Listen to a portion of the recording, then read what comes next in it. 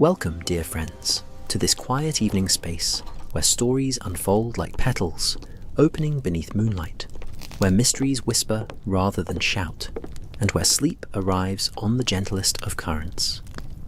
Tonight, we journey together into Victorian London, into gaslit streets and shadowed parks, into the world of deduction and wonder.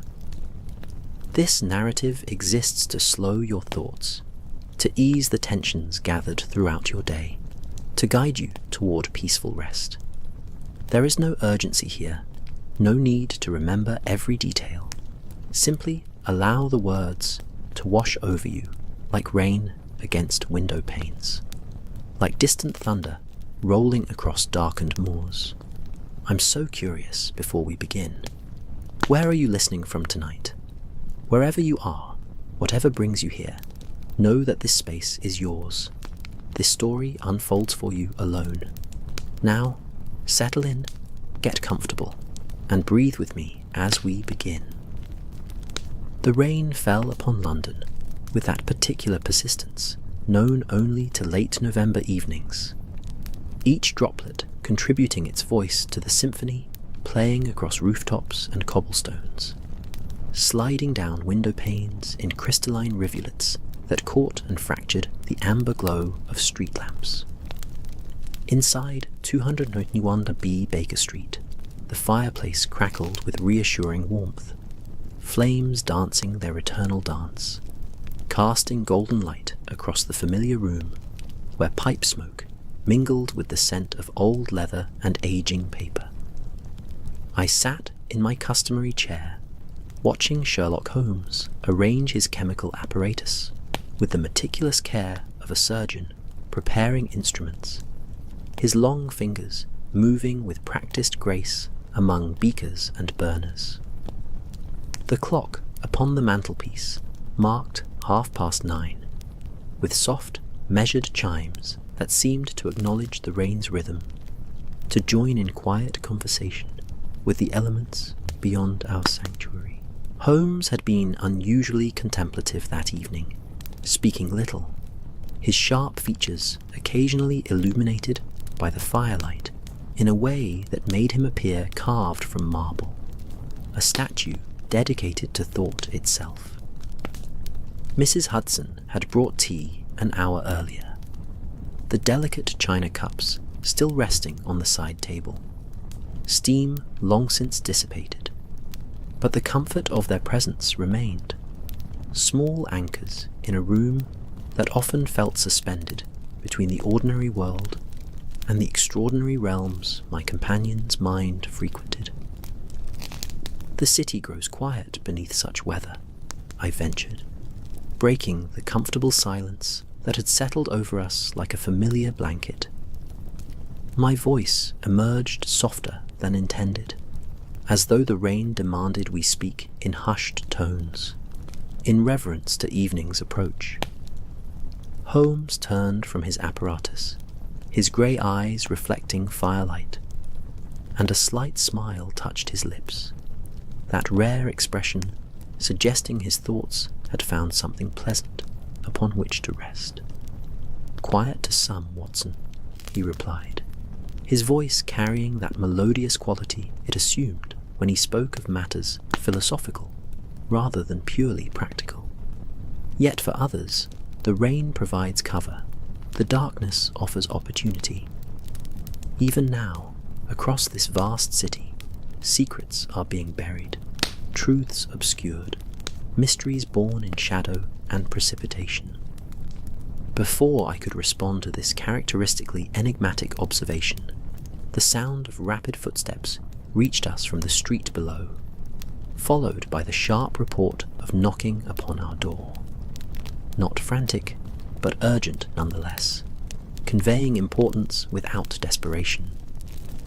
We heard Mrs. Hudson's footsteps ascending from the lower floor, her slower pace a contrast to whoever stood upon our threshold demanding entrance.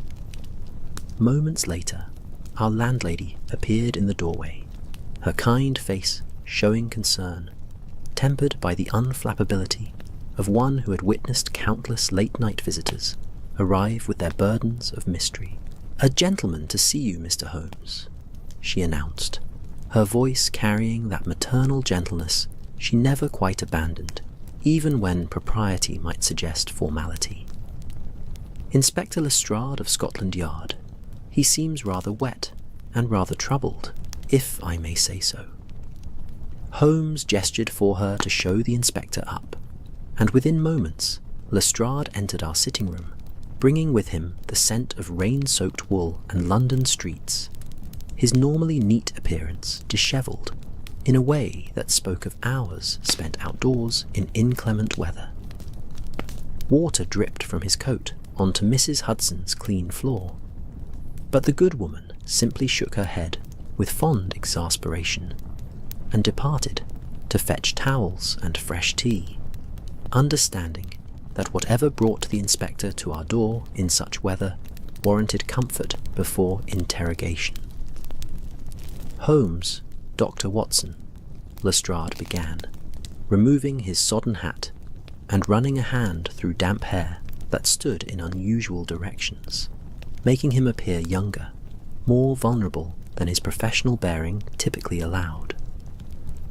"Forgive the intrusion at such an hour, but we've encountered something in Hyde Park that defies ordinary explanation, something that requires your particular perspective." Holmes gestured toward the chair nearest the fire, waiting until Lestrade had seated himself and accepted the towel Mrs. Hudson provided before speaking. "You have been standing in freezing rain for some time, Inspector. 3 hours, perhaps 4, given the degree of saturation in your garments and the particular shade of exhaustion around your eyes. The matter must be serious indeed to keep Scotland Yard's finest exposed to such elements for an extended duration." Lestrade managed a weary smile, no longer surprised by Holmes's observations, merely accepting them as one might accept the sunrise, inevitable, occasionally illuminating. 4 hours and 20 minutes, to be precise, he confirmed, accepting the fresh tea Mrs. Hudson poured with a grateful nod. "We've had the area cordoned off since 5 o'clock, though the body was discovered shortly after 3 this afternoon." The word body hung in the air like smoke, shifting the atmosphere of our cozy room, introducing shadows that firelight could not quite dispel. I leaned forward in my chair, the physician in me responding to implications of death, while Holmes remained perfectly still, his focus absolute, transformed in an instant from contemplative philosopher to hunting predator tracking scent. "A body in Hyde Park during November rain," Holmes mused, his fingers steepling beneath his chin in that characteristic gesture, signalling intense concentration. Not unprecedented, certainly, yet something about this discovery troubles you sufficiently to seek my consultation, rather than proceeding through conventional investigative channels. The victim's identity is unknown, perhaps, or the circumstances of death present unusual features. Lestrade set down his teacup with a soft clink against its saucer, the sound somehow overloud in the quiet room, where rain continued its gentle assault upon windows and roof. "The circumstances, Holmes, are impossible. That's the only word I can find that adequately describes what we've found. The body, a gentleman of approximately 40 years, well-dressed, no identification upon his person, was discovered completely frozen, not merely cold from exposure to November weather, but frozen solid, encased in ice, despite being found beneath a tree that provided shelter from rain, in temperatures that have remained above freezing throughout the day." The fire crackled, sending sparks spiraling upward into the chimney, and somewhere in the distance, a church bell tolled 10 o'clock, each chime marking time's passage with solemn authority. Holmes's expression remained neutral, but I detected the slight narrowing of his eyes that indicated the problem had engaged his interest, had presented itself as worthy of his particular talents. Ice in November, during rain, beneath shelter. Holmes repeated slowly, as though tasting each word, examining it for hidden flavours. And yet, London has experienced unusually mild temperatures this week. I noted it reached 53 degrees Fahrenheit this very afternoon. One might attribute frozen remains to some natural phenomenon if found in January during our harshest cold. But November rain and moderate temperatures create an atmospheric riddle. Tell me, Inspector, describe the ice itself, its appearance, its distribution across the body, any peculiarities you observed. Lestrade leaned forward, his hands wrapped around the teacup, as though drawing not merely warmth, but courage from its presence. The ice formed a complete covering, Holmes, like a crystalline shell, approximately half an inch thick across most surfaces, thicker in some areas. The chest, the hands. It was clear ice, not clouded as one might expect from snow or frost, clear enough that we could see the man's features through it, see his expression. And that expression, gentlemen. The inspector paused, seeming to search for words adequate to describe what he had witnessed. He appeared surprised, Holmes. Not terrified, not in agony, but simply surprised, as though death had approached from an unexpected direction and found him unprepared for its particular form. Mrs. Hudson had withdrawn to allow us privacy in our discussion, but the tea she had provided continued releasing its gentle steam, its herbal fragrance, chamomile and mint, perhaps a touch of lavender, adding to the room's atmosphere of contemplative comfort. Outside, the rain intensified briefly, drumming against windows with increased vigour, before subsiding once more to its previous gentle whisper, as though the weather itself participated in our conversation, emphasizing points it found particularly significant. I found my medical training asserting itself, presenting questions that required answers before any theoretical framework could be constructed. Inspector, forgive my directness, but have you verified that death occurred at the location where the body was found? Could the victim have died elsewhere, been frozen through artificial means, then transported to Hyde Park? A reasonable question, Watson, Holmes interjected, before Lestrade could respond, though his tone carried approval rather than criticism. One that speaks to your methodical mind. However, I suspect the inspector's description of the scene suggests otherwise. The ice formation he describes, clear, uniformly distributed, present beneath the body as well as above and around it, indicates freezing occurred in situ rather than through artificial refrigeration followed by transport. Am I correct, Lestrade? The inspector nodded, his exhaustion temporarily forgotten as he engaged with the intellectual challenge Holmes represented. Quite correct. The ground beneath the body bore ice as well, frozen solid in a circle roughly 6 feet in diameter, with the body at its center. Beyond that circle, the earth remained soft, muddy from rain. It was as though... He hesitated, clearly uncomfortable with the conclusion his own observations suggested. As though some localized phenomenon affected only that specific area, as though the temperature plummeted in that single spot, while the rest of the park experienced normal November weather. Holmes rose from his chair with sudden energy, crossing to the window, where he stood, gazing out at rain-slicked Baker Street, his profile sharp against the darkness beyond. Localized temperature anomalies, he murmured, speaking as much to himself as to us. Impossible under natural conditions, suggesting either artificial intervention or forces we do not yet understand. The body remains in situ, I presume. We've erected a tent over the area to preserve the scene, posted guards to prevent contamination, Lestrade confirmed. I took the liberty of instructing my men to allow no one to approach or disturb anything until you'd had opportunity to examine the location. I know your methods, Holmes.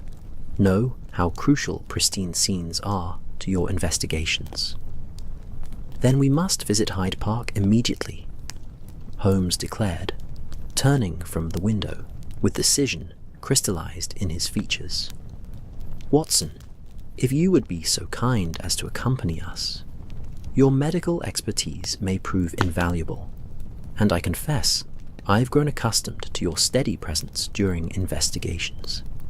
Besides, he added with a slight smile, the rain has a quality tonight that seems conducive to mysterious revelations. It would be a shame to miss such atmospheric opportunities. I found myself already rising, the prospect of venturing into rainy darkness to examine an impossibly frozen corpse somehow more appealing than remaining in comfortable warmth. Such was the peculiar effect Holmes's enthusiasm could produce, transforming discomfort into adventure through sheer force of his compelling fascination with the inexplicable. Mrs. Hudson appeared as though summoned by thought alone, helping us into heavy coats, pressing umbrellas into our hands with maternal concern, murmuring warnings about catching our deaths in such weather, while simultaneously acknowledging the futility of attempting to dissuade us from our purpose. The hansom cab Lestrade had kept waiting carried us through London streets, transformed by rain and darkness into something almost otherworldly, familiar landmarks rendered strange by precipitation's veil, gas lamps creating golden halos in the mist that had begun rising from the Thames. Our driver, a weathered man whose face spoke of decades spent navigating London's thoroughfares in all conditions, guided his horse with expertise through puddles that reflected streetlights like fragments of captured stars scattered across cobblestones.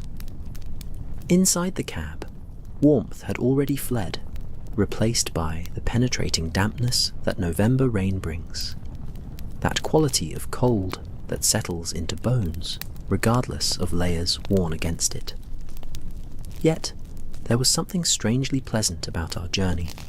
The rhythmic clip-clop of hooves, the rain's percussion against the cab's roof, the occasional splash as wheels found puddles, all combining into a symphony of urban night sounds that seemed designed to encourage contemplation, to prepare the mind for mysteries ahead. Holmes sat in characteristic stillness, his sharp features occasionally illuminated by passing street lamps, his eyes focused on something beyond the cab's confines, perhaps already walking through Hyde Park in his mind, examining clues not yet witnessed, constructing theories from fragments of information Lestrade had provided. Across from him, the inspector had surrendered to exhaustion, his eyes closed, though I doubted he slept, merely resting while opportunity allowed. And I occupied that strange space between anticipation and professional concern, wondering what medical insight I might offer regarding a corpse frozen solid in temperatures that should have permitted no such transformation.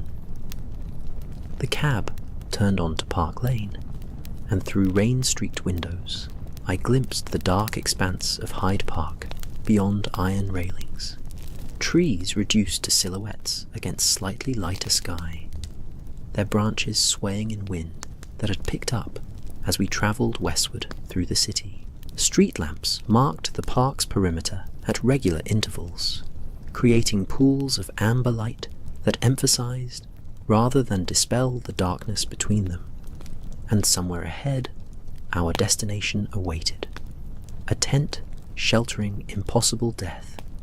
Guards standing watch over crystalline mystery. We alighted near the Albert Gate, rain immediately finding every gap in our clothing, despite umbrellas and upturned collars. The cold sharper here in open space, where wind moved freely, unimpeded by buildings that channeled and directed its force elsewhere. Lestrade led us along a gravel path that crunched beneath our feet, the sound oddly loud despite rain attempting to muffle it. Past flower beds surrendered to autumn's inevitable decline. Past benches where lovers had sat in warmer months, but which now stood empty, gleaming wetly beneath lamplight.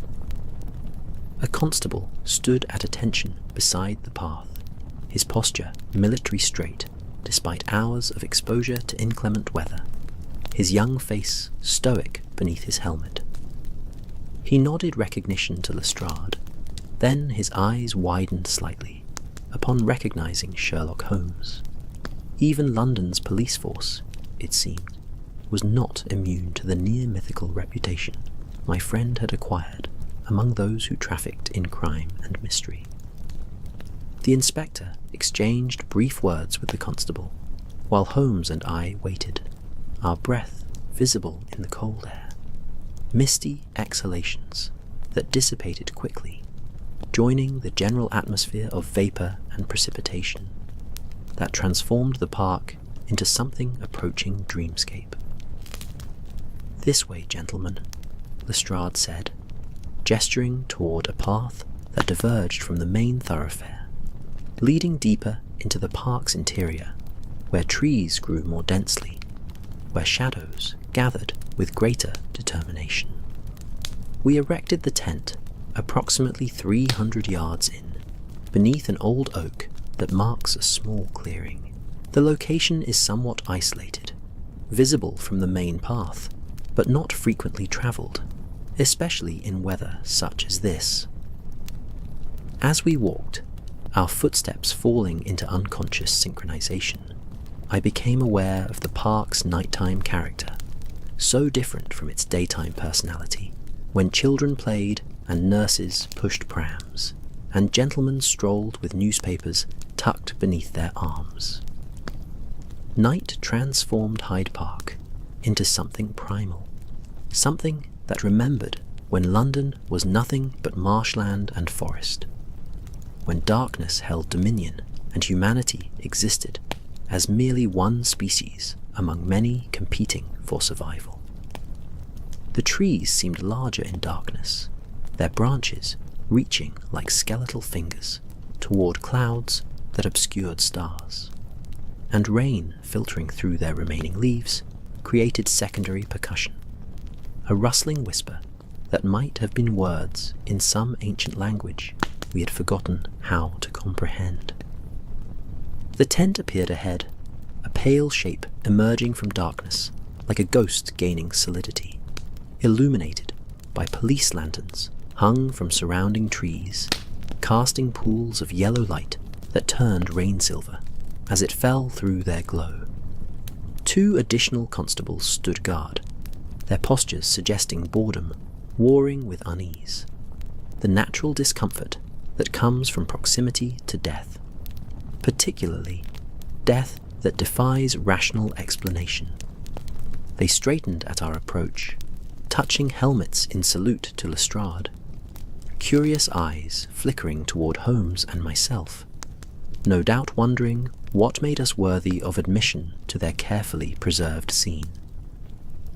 Lestrade paused before the tent's entrance, his hand upon the canvas flap, and turned to face us with an expression that mixed professional duty with something approaching apology.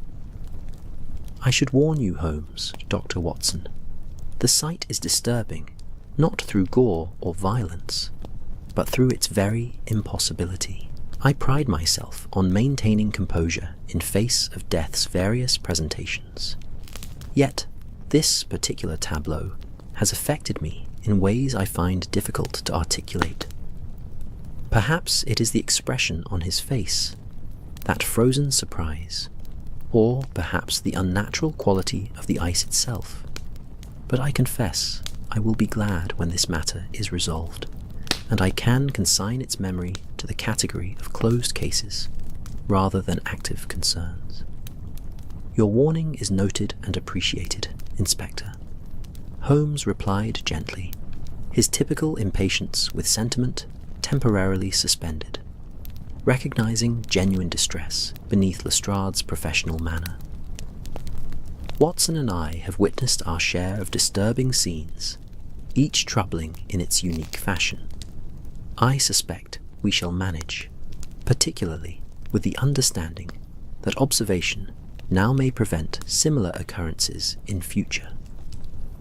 With that, Lestrade lifted the canvas flap, and we entered the tent, stepping from night's damp darkness into a space illuminated by multiple lanterns arranged around the perimeter, their combined light creating an almost theatrical effect, a stage upon which death had chosen to perform its most inexplicable act. The body lay in the clearing's center, precisely as Lestrade had described, yet somehow more arresting in direct observation than words could adequately convey.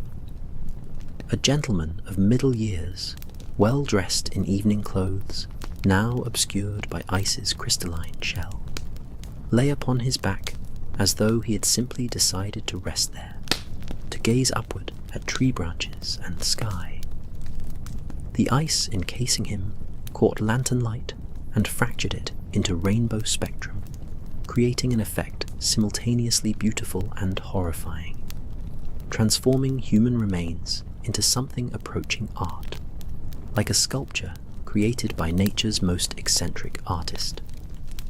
I knelt beside the body, my medical training asserting itself despite the scene's overwhelming strangeness, and examined what details I could discern through the ice's clear surface. Lestrade had been accurate in his description of the victim's expression.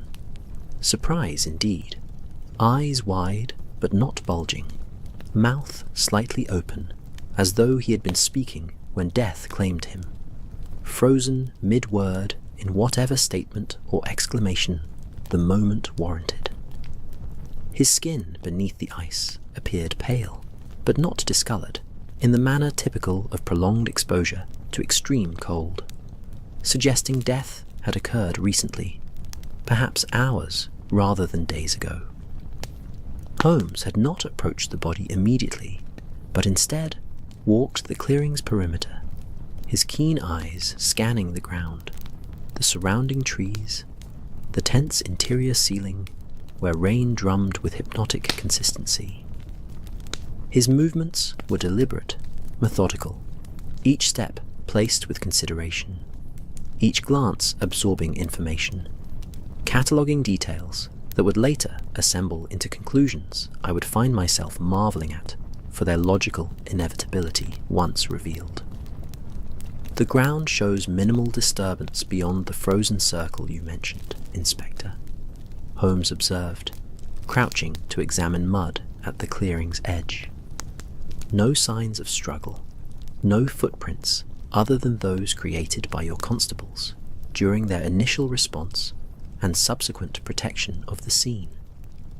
The victim either came here of his own volition or was transported while unconscious, though I lean toward the former given the absence of drag marks or indication of multiple persons present. He rose and approached the body from the east, tilting his head as he studied the ice from various angles, the lantern light creating fascinating patterns across his thoughtful features. The ice itself presents the central mystery, of course. Watson, your medical opinion on the sequence of freezing.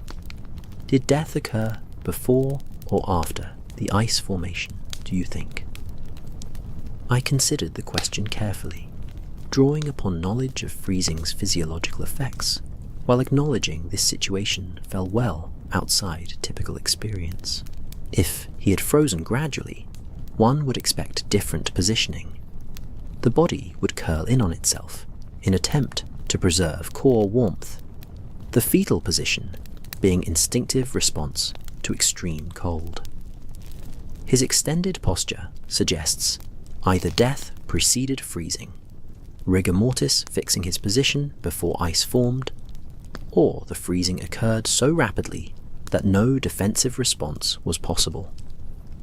Given the expression of surprise rather than agony, I lean toward the latter, instantaneous or near instantaneous freezing that killed him before his nervous system could register pain. Instantaneous freezing, Holmes repeated thoughtfully, circling the body slowly, observing it from every angle. Outside laboratory conditions utilizing liquid nitrogen, or similar extreme refrigerants, such rapid freezing remains purely theoretical. Yet here, we find it occurring naturally, or appearing to occur naturally, beneath an oak tree in Hyde Park during moderate November weather. The ice's clarity suggests pure water as source rather than simple frost accumulation. Where might such water have originated, I wonder?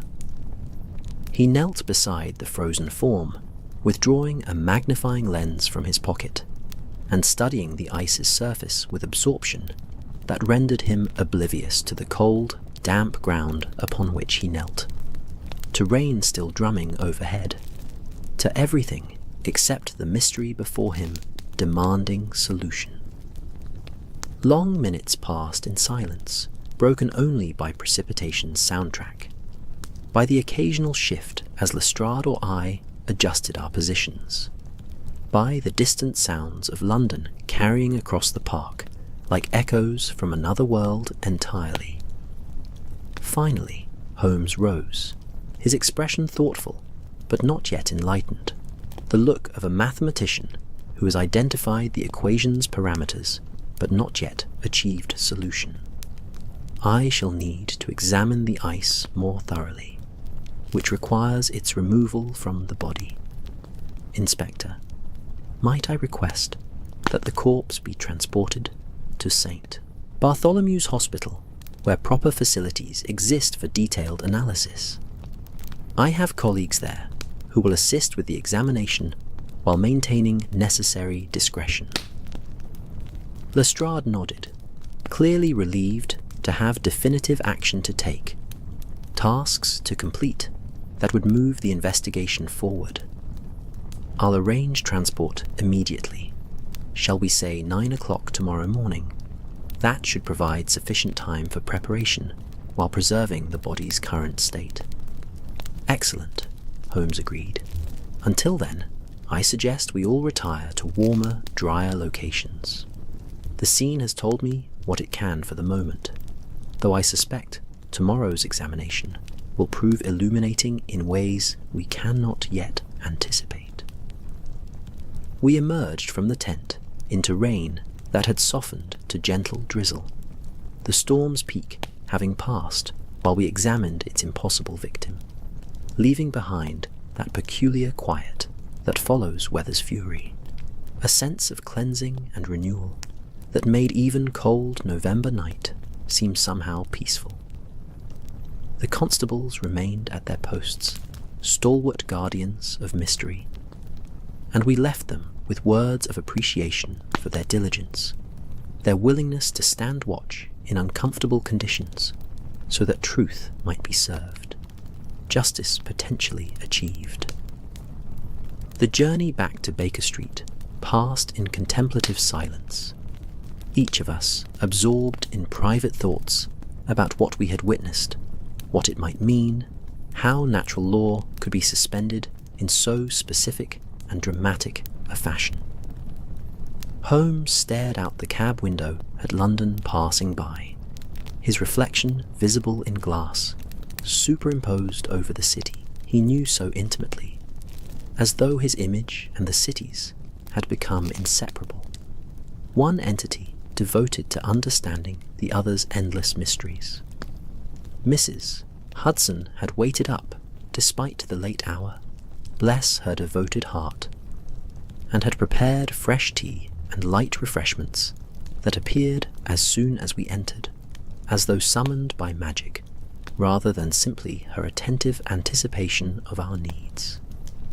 The fire had been built up to roaring warmth, and the contrast between outside cold and interior comfort struck with almost physical force, making us acutely aware of how chilled we had become, how deeply the November night had penetrated despite our attempts at insulation.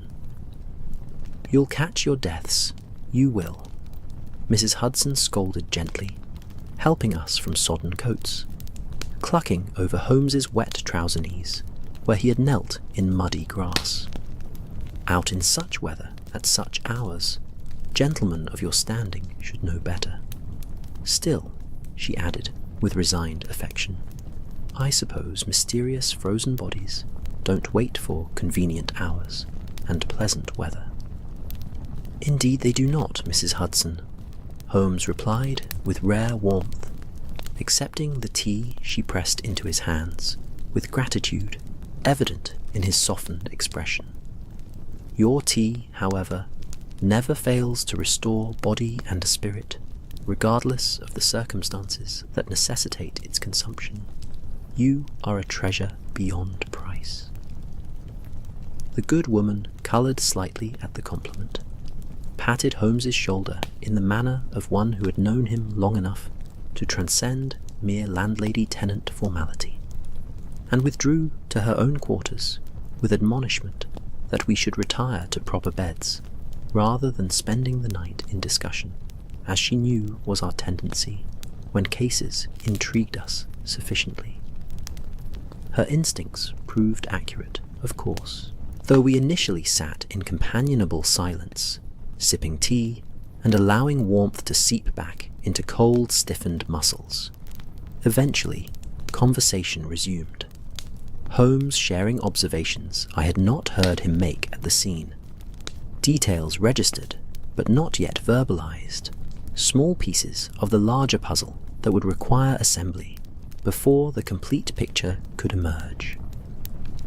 The ground's frozen circle extended exactly 6 feet from the body's center point, he began, his voice assuming that lecturing quality it took when he worked through problems aloud, using speech as tool for organizing thoughts into linear progression. Precise geometry in natural phenomena typically indicates artificial creation, or at least artificial influence.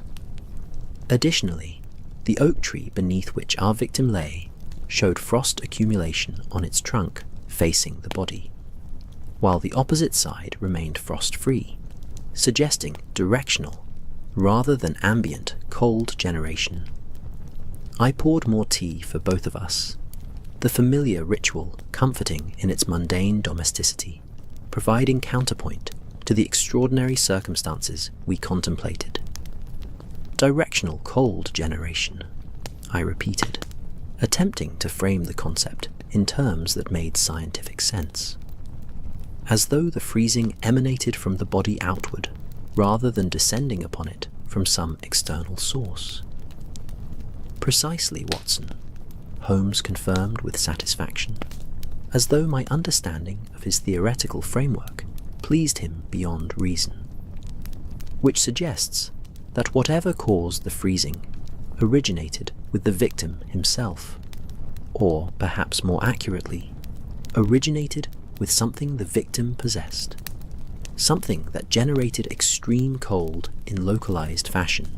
Tomorrow's examination must focus on identifying any device or substance on his person capable of producing such an effect. The clock struck midnight, each chime resonating through our quiet room, marking the transition from one day to the next, from mystery's discovery to investigation's beginning.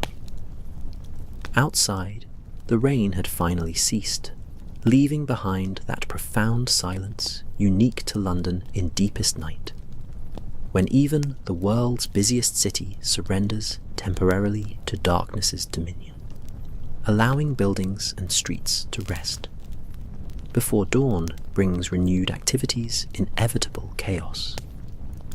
We retired eventually, though I suspected Holmes would sleep little, his active mind continuing to worry at the problem, like a dog with a particularly intriguing bone, examining it from every conceivable angle, testing hypotheses against observed facts, discarding impossibilities until only one explanation remained, no matter how improbable that explanation might prove. As for myself, I found sleep came surprisingly easily, despite the evening's strange events. The combination of physical exhaustion and Holmes's confident assertion that tomorrow would bring answers, creating a sense of peace that carried me into dreams where ice crystals formed fractal patterns against winter skies, and frozen men spoke in voices like wind through leafless trees. Morning arrived with surprising brightness, November having briefly suspended its typical grey gloom in favour of weak sunshine that nonetheless managed to transform Baker Street into something approaching cheerfulness. I woke to smell of breakfast cooking, to sound of Holmes moving about in the sitting room with that peculiar energy, casework, always generated within him, to the comforting sense that whatever mysteries the previous night had presented, today would bring us closer to their resolution. Holmes stood at the window when I entered, already dressed in his morning suit, his appearance suggesting he had been awake for hours, perhaps never having properly slept at all. The breakfast table held evidence of solitary meal consumed earlier, and fresh tea steamed in the pot beside clean cups awaiting my arrival. "Watson," he greeted, without turning from whatever held his attention beyond the glass. "I've been considering our frozen gentleman through the night, and several possibilities have suggested themselves, each more intriguing than the last. We should depart for Bart's shortly.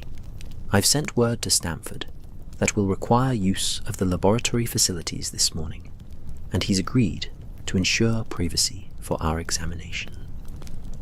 I helped myself to breakfast, noting that Holmes's plate had been barely touched, evidence of his tendency to forget physical needs when intellectual engagement consumed him fully.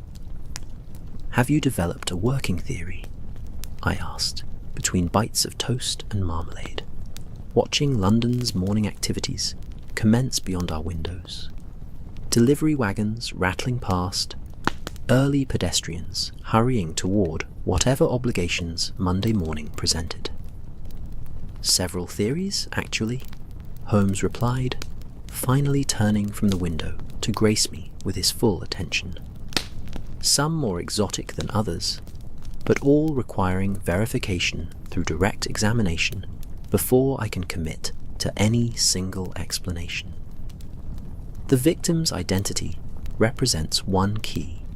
Discovering who he was may reveal why he found himself in Hyde Park at such hour, what brought him to that specific location. Lestrade will be pursuing that avenue through conventional channels, missing person reports and the like, while we focus on the physical evidence the body itself presents. We departed Baker Street shortly before 8:30, the city now fully awake and engaged in Monday's commercial pursuits. The previous night's mysterious death, unknown to the thousands who passed mere hundreds of yards from where it had occurred, their lives continuing in blissful ignorance of impossible freezing and crystalline encasement. The contrast between mundane routine and extraordinary mystery struck me with particular force during our journey. How thin the membrane separating the ordinary from the inexplicable. How easily one might slip from one realm into the other without warning, without preparation for the crossing.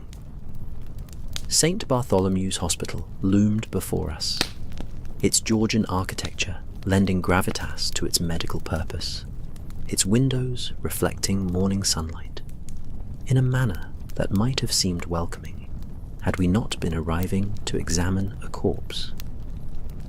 Stamford met us at the entrance, an old colleague from my medical school days, whose friendship with Holmes predated even my own acquaintance with the consulting detective, and who had, in fact, facilitated our initial introduction years earlier.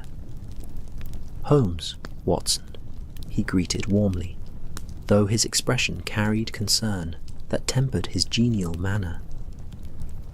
"Your frozen gentleman arrived an hour ago, creating quite a stir among the staff, despite our attempts at discretion.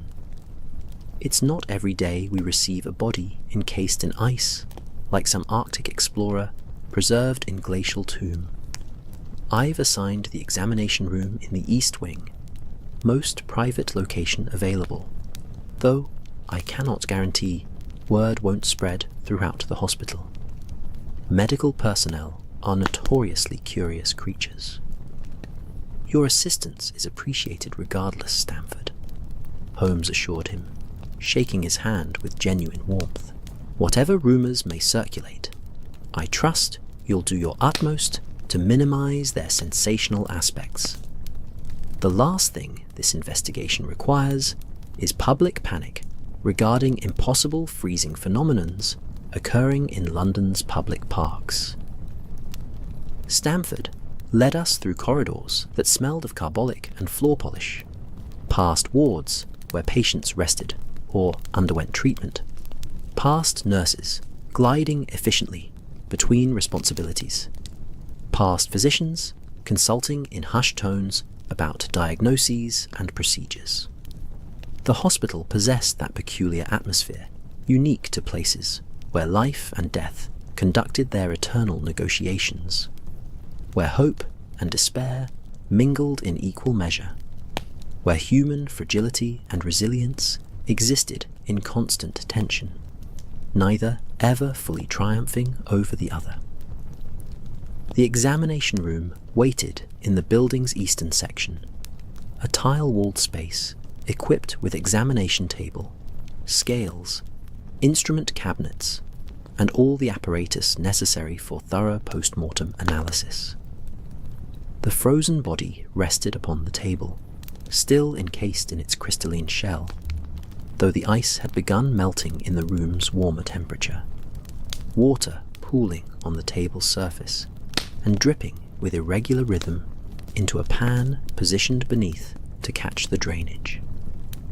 The sound of those water droplets struck me with unexpected force, soft, irregular percussion that seemed to mark time's passage, to acknowledge mortality's inevitable progression from living flesh to inanimate matter returned to basic elements. Drip, pause, drip, drip, pause, drip. An unconscious rhythm that might have been rainfall heard from within a comfortable room, might have been peaceful had circumstances been different, had the water originated from sources other than ice that had impossibly formed around and within a human being. Holmes approached the table immediately, his focus absolute, his movements deliberate as he began his examination. I joined him, falling into familiar partnership, our years of collaboration having created an unspoken understanding of roles and responsibilities during such investigations. Stamford had provided surgical gowns and gloves, which we donned with practiced efficiency, and together we began the methodical process of examination, documentation, and analysis that might yield answers to questions that had troubled us through the night. The ice had melted sufficiently to reveal more of the victim's features, and my medical training allowed me to observe details previously obscured. He had been a handsome man, with strong features suggesting vigour and health, now rendered meaningless by whatever had killed him.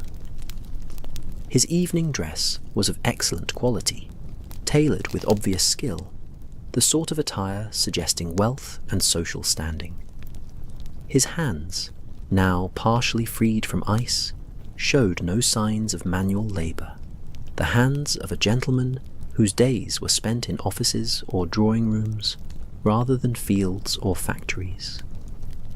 Note the right hand's position, Holmes instructed, gently manipulating the limb as ice continued its surrender to room temperature.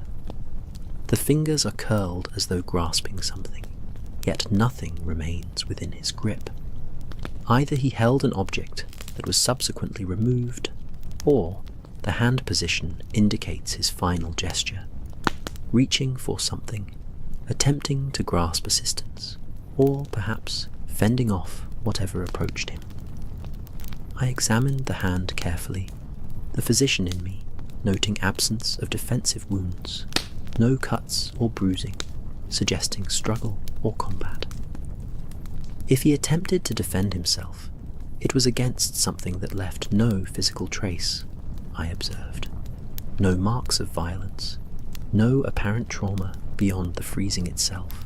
Heart attack, perhaps, triggered by shock or sudden extreme cold exposure, though that fails to explain the ice formation. Holmes had moved to examine the victim's torso, where ice still remained thickest, the melting progressing more slowly across the body's central mass.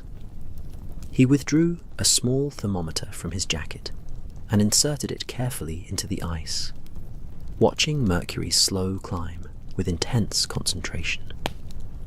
Still below freezing at the torso's core, he murmured, more to himself than to me. Remarkable preservation, really. The ice has prevented decomposition more effectively than any mortuary cooler, creating a snapshot of his final moments with unusual fidelity. We worked in focused silence for some time, documenting observations, collecting samples of melting ice for later analysis, carefully searching the victim's clothing for identification or clues to his final hours. Pocket contents yielded a gold watch, stopped at precisely 2:47 p.m., a leather wallet containing banknotes, but no calling cards or papers revealing his name, a silver cigarette case bearing initials EMH engraved in flowing script, and a small brass key whose purpose remained unclear. The watch's stopped time provided our first concrete temporal anchor. Death occurring at or near 2:47 p.m., Holmes stated, examining the timepiece with magnifying lens. The watch shows water damage, which it could only have received during the freezing process itself. Moisture penetrating the mechanism and forcing the hands to halt. This suggests the freezing was indeed instantaneous, or nearly so, occurring so rapidly that ice formed within the watch's sealed case before the mechanism could be stopped through normal mechanical failure. I considered the timing, measuring it against Lestrade's account of the body's discovery. Found shortly after 3 p.m., you said, which would place death less than 20 minutes before discovery, in broad daylight, in a relatively trafficked park. Surely someone must have witnessed either the victim's arrival at that location or the moment of his freezing. Has Lestrade's team canvassed for witnesses yet? They began yesterday evening, though the rain likely drove most park visitors indoors before 2 p.m., Holmes replied, continuing his meticulous examination of the watch. Still, you raise a valid point, Watson. Someone may have seen something unusual, some detail that seemed insignificant at the time, but which, when properly contextualized, reveals this mystery's solution. As morning progressed toward midday, the ice continued its steady transformation back to water, gradually revealing more of the body beneath. The process felt almost reverential, like an unveiling, as though the ice were a shroud being slowly lifted to expose truth beneath layers of crystalline mystery. The dripping sound that had initially struck me as almost musical had become simply background noise, percussion to accompany our careful investigation, marking time's passage as we worked. Stamford checked on us periodically, bringing fresh tea and inquiring about progress, though he remained careful not to interfere with our methodology or disturb our concentration. During one such visit, Holmes asked him to examine the body from a physician's perspective, to provide medical insight regarding possible cause of death, independent from the obvious freezing phenomenon. The good doctor donned examination gloves and approached with the professional detachment that characterizes physicians examining the deceased, seeing not a person but a puzzle of physiology and pathology requiring careful analysis to decode. His practiced hands palpated the partially thawed flesh, examined eyes and throat, searched for external signs of trauma or disease that might explain sudden death in an apparently healthy middle-aged gentleman. Without performing full autopsy, I can offer only preliminary observations, Stamford cautioned, his examination thorough despite the limitations ice damage imposed upon typical investigative procedures. The absence of petechiae in the eyes suggests death was not due to asphyxiation or strangulation. No obvious skull fracture or cranial trauma. Heart and lungs would require internal examination to assess properly, though the body's position and absence of distressed expression suggests death came quickly, without prolonged suffering. If I were forced to speculate based solely on external presentation, I would suggest sudden cardiac event as most likely cause, heart attack, or perhaps catastrophic arrhythmia. The freezing appears to be a secondary phenomenon, occurring at or immediately after the moment of death, though by what mechanism I cannot begin to theorize. Holmes had listened to this assessment with close attention, occasionally nodding as though Stamford's conclusions aligned with his own developing theories. Secondary phenomenon, he repeated thoughtfully, an intriguing framework, suggesting the freezing was consequence rather than cause, effect rather than catalyst. If we accept that premise, then our investigation must focus on what triggered both death and the subsequent impossible freezing. What single event or circumstance could produce both outcomes simultaneously? He turned to the small collection of items we had removed from the victim's pockets, now arranged on a side table like artifacts in a museum display, each one potentially significant, each one possibly irrelevant. The key particularly seemed to fascinate him, small, brass, ornate enough to suggest it secured something of value, but not so elaborate as to appear decorative rather than functional. A safe deposit box, perhaps, I suggested, examining the key's simple design, or a private cabinet, a desk drawer, some receptacle where our victim kept items of importance or value. Possibly, Holmes agreed, though his tone suggested he had already progressed beyond such straightforward interpretations. Though note the key's worn appearance, the scratches around its bow suggesting frequent use rather than occasional access to secured valuables. This key opened something he interacted with regularly, something central to his daily routine rather than episodic engagement.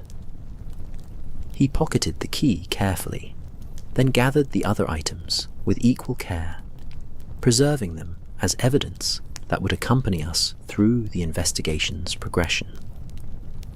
The body had now melted sufficiently that Stamford could proceed with full autopsy if deemed necessary, though Holmes indicated that the external examination had provided sufficient information for his immediate purposes. The autopsy can wait until we've explored other avenues, he decided, stripping off the surgical gloves and depositing them in the appropriate receptacle.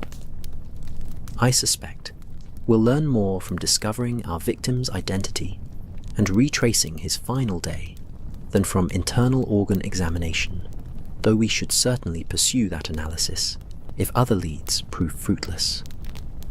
We thanked Stamford for his assistance and use of facilities, promising to keep him informed of developments in the case, then departed St. Bartholomew's into afternoon sunshine that had grown surprisingly warm for November, as though nature herself attempted to deny that impossible freezing could occur beneath her watch, in her domain, according to rules she had supposedly established and maintained since time immemorial. A telegram awaited us upon our return to Baker Street, delivered during our absence and left by Mrs. Hudson on the sitting-room side table, where correspondence always accumulated between our sporadic attentions. Holmes read it quickly, his expression brightening with interest at whatever information Lestrade had conveyed. "Progress on the identification front," he announced, passing me the telegram so I might read it myself. "A gentleman named Edmund Hartley reported missing by his household staff yesterday evening when he failed to return from an afternoon walk. Age 42, resident of Belgrave Square, described as a gentleman of independent means, whose daily constitutional through Hyde Park represented his primary regular activity." The description matches our frozen friend, and the staff has agreed to attempt identification this afternoon. Lestrade requests our presence at Belgrave Square at 3 o'clock. I consulted my watch. Nearly 2 o'clock already, providing just sufficient time for quick lunch before embarking on what would hopefully prove the investigation's next significant development. Mrs. Hudson, operating with her typical efficiency and seemingly supernatural awareness of our needs, had prepared cold meats and bread, a simple meal requiring no ceremony or extended dining, fuel for continued investigation rather than social ritual. Edmund Hartley, I mused, around bites of excellent roast beef. The initials match the cigarette case, G.H., allowing for whatever the M represents. Middle name, perhaps, or his mother's maiden name incorporated, as is sometimes custom among families of certain social standing.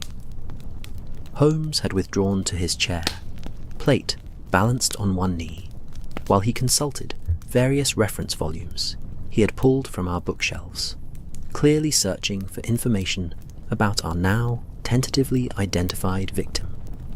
"Hartley," he muttered, flipping pages with focused intensity. "Edmund Hartley of Belgrave Square. The name carries no immediate recognition, suggesting he kept himself relatively private, despite residing in one of London's more prestigious addresses. No mention in society pages, no association with clubs or organizations that typically attract newspaper attention. A quiet gentleman living a quiet life, which makes his dramatic death all the more incongruous." The clock's chimes marked 2:30, signalling time to depart for our appointment with Lestrade and the household staff who might confirm our victim's identity.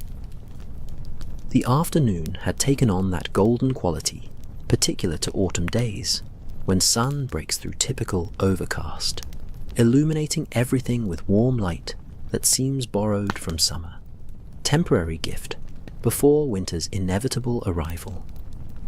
Belgrave Square represented London wealth at its most refined, elegant townhouses, arranged around a private garden, their white stucco facades gleaming in afternoon light, their windows reflecting sky and neighbours in geometric patterns.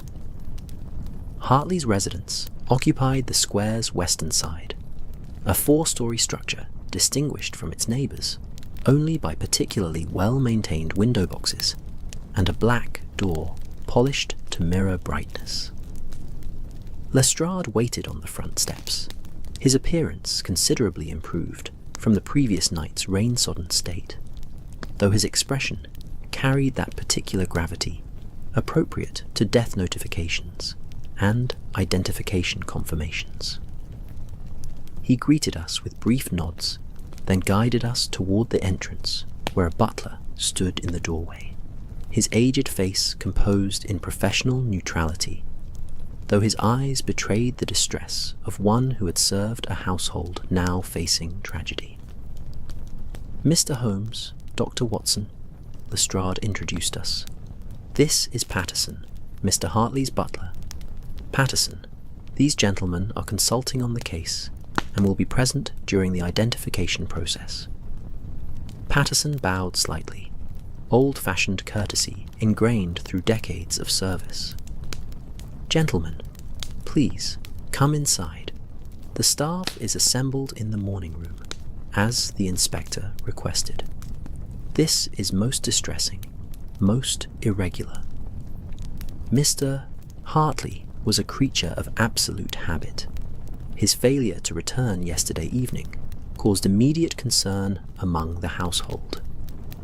The interior reflected understated wealth, decoration elegant without ostentation, suggesting a resident with refined tastes and sufficient resources to indulge them without vulgar display.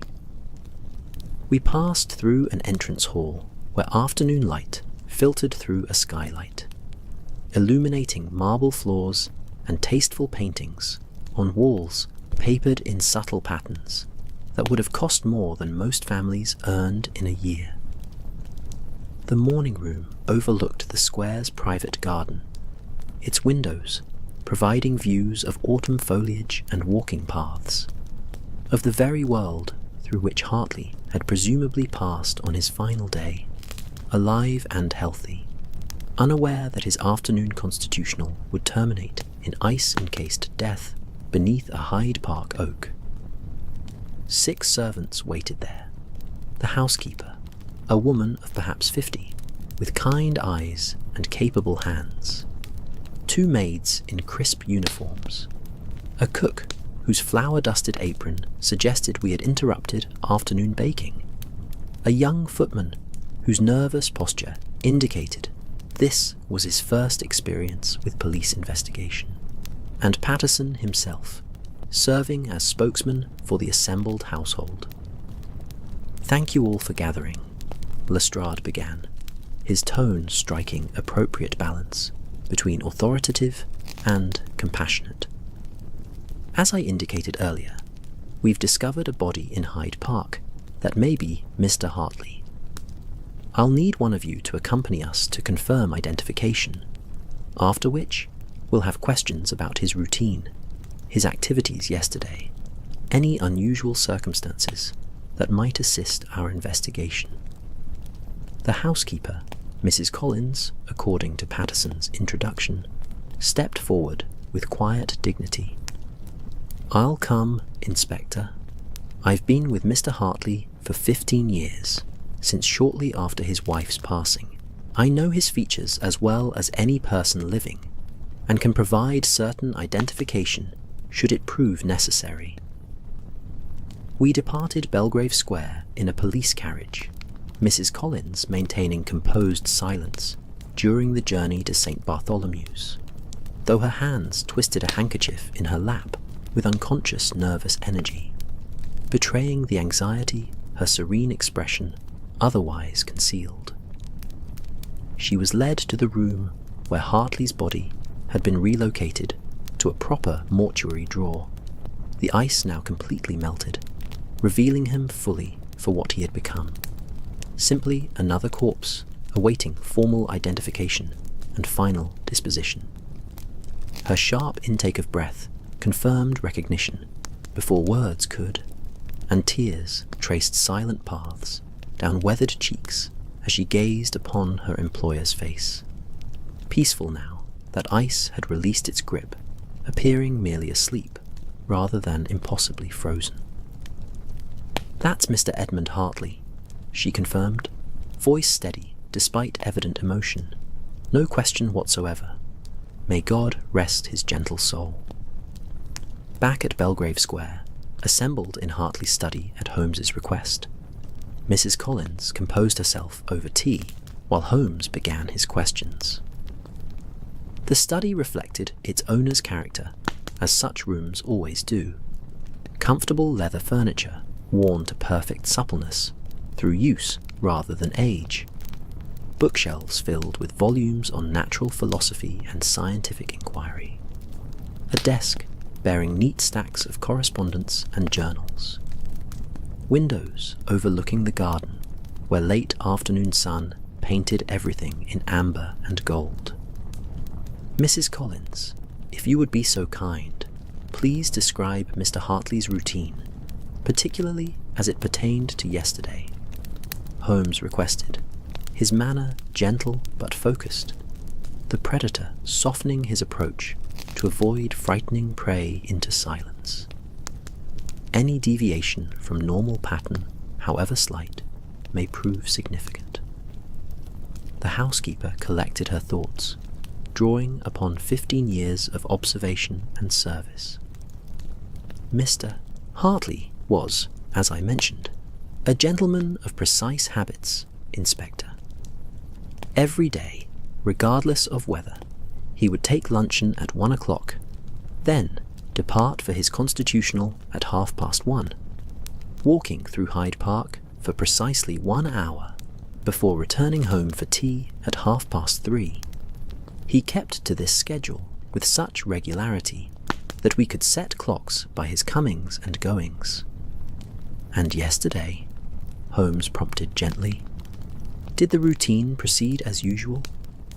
In every particular, Mrs. Collins confirmed. Luncheon at 1. Cook prepared his favourite autumn meal, roasted pheasant and root vegetables. He complimented the preparation, finished his meal in good spirits, then retired to this very study briefly before departing at precisely 1:30 for his walk. He wore his grey walking coat, carried his blackthorn stick, seemed entirely himself. That was the last time I saw him alive. Holmes had risen and was examining the desk, his fingers trailing across papers and books with the delicate touch of one who could divine meaning through physical contact. This journal, he said, lifting a leather-bound volume from the desk's surface, appears to be a daily record. May I? Mrs. Collins nodded permission, and Holmes opened the journal, flipping through pages filled with neat handwriting, brief entries marking days with the regularity of someone documenting routine rather than recording dramatic events. He read silently, occasionally nodding, once pausing to read a passage twice, before continuing his survey of Hartley's final written thoughts. Fascinating, Holmes murmured, almost to himself. Watson, listen to this entry from 3 days ago. The temperature variations continue to defy conventional explanation. Today's measurement showed a 17-degree decrease within the apparatus, despite no change in laboratory ambient temperature. If this trend persists, I may have stumbled upon a principle that revolutionizes our understanding of thermodynamic exchange. He looked up from the journal, his grey eyes bright with the light of revelation beginning. Thermodynamic exchange, temperature variations, laboratory apparatus. Mrs. Collins, where did Mr. Hartley conduct his scientific experiments? Did he maintain a laboratory somewhere in the house? The housekeeper's expression showed surprise at the question's direction. Why, yes, Mr. Holmes. The basement has been converted to serve that purpose. Mr. Hartley's great passion was natural philosophy, scientific investigation. He was independently wealthy, you understand. No need to pursue profession or commerce, so he devoted himself to research and experimentation, something to do with heat and cold, though I confess the details exceeded my understanding when he attempted to explain his work. The basement, Holmes repeated, already moving toward the study door. Inspector Watson, I believe we're about to discover what killed Edmund Hartley, and why his death manifested in such impossible fashion. We followed Holmes through the elegant townhouse, descending stairs that led from refined living spaces into the utilitarian realm where servants typically worked. Then, further still, into the basement that Hartley had claimed for purposes that would, hopefully, soon reveal themselves. The temperature dropped noticeably as we descended, a chill rising from below that seemed to confirm we approached something unusual, something that dealt in temperature extremes and thermodynamic principles. The basement door stood ajar, and beyond it, the space had been transformed into something resembling a proper scientific laboratory. Benches lined the walls, bearing glassware and instruments, whose purposes I could only guess at, while the room's centre held a large apparatus of brass and glass, tubes and chambers connected in complex configuration around what appeared to be a central containment vessel. The entire construction gleamed in light from gas lamps strategically positioned to illuminate work surfaces, and frost, actual frost, coated portions of the apparatus, despite the basement's relatively moderate temperature. Extraordinary, Holmes breathed, approaching the apparatus with reverence typically reserved for religious relics or priceless art. Watson, Lestrade, observe this carefully.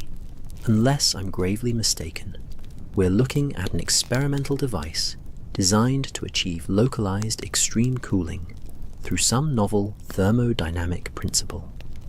The frost patterns on these outer tubes suggest successful heat extraction, temperature reduction, beyond what conventional refrigeration technology can achieve. I examined the device with fascination and confusion in equal measure, my limited scientific training insufficient to fully comprehend its mechanism. But how would such a device contribute to Hartley's death in Hyde Park? You're not suggesting he carried this entire apparatus with him on his afternoon walk? Not the apparatus itself, no, Holmes replied, circling the device slowly, observing it from every angle. But perhaps a portable application of the same principle. A smaller device utilizing the same technology. Something he carried for field testing of his revolutionary cooling mechanism? He turned to Mrs. Collins, who had followed us into the laboratory, despite obvious discomfort in these masculine scientific spaces. Did Mr. Hartley carry anything unusual with him yesterday? Any equipment or apparatus beyond his normal walking stick and coat? The housekeeper frowned in concentration, clearly trying to recall details that had seemed insignificant at the time. Now that you mention it, yes.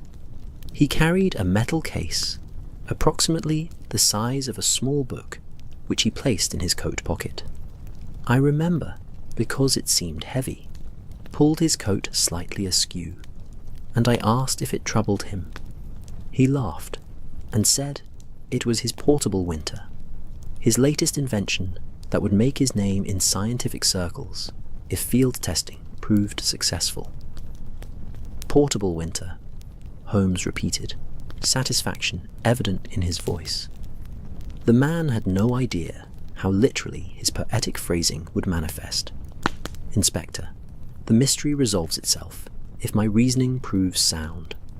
Hartley invented some device capable of generating extreme localized cold, a portable application of the larger apparatus we see here. During his walk through Hyde Park, something went catastrophically wrong with the portable device. Perhaps a seal failed.